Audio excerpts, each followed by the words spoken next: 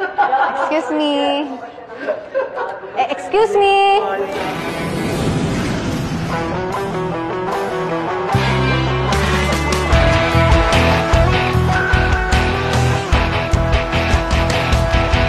Dito ba yung Section E?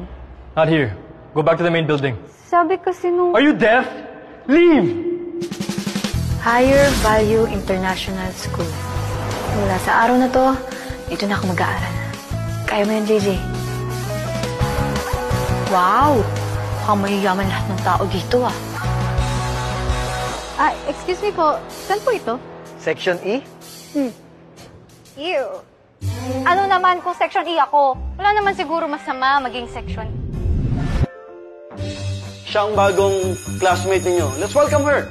Have a seat. Welcome to Section E. Mr. President, wala ka bang question sa bagong transferee natin? Are you still a virgin? Ikaw, kailan ka mawawala sa mundo? Bakit di ka mauna? Because I'm the one who's gonna make you disappear from this world. Kuya, may alam ka ba tungkol sa Section E? Wala naman talagang Section E nun.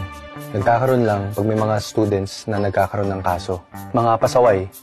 3, 2, 1!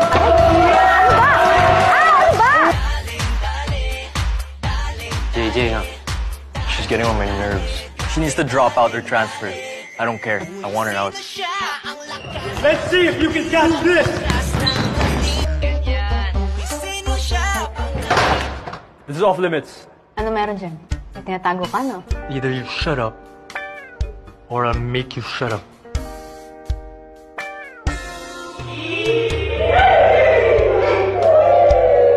You look like husband and wife! Yan sa ganyan. Aray! Pag ako naging Voldemort dito, alam mo dapat... Hold still.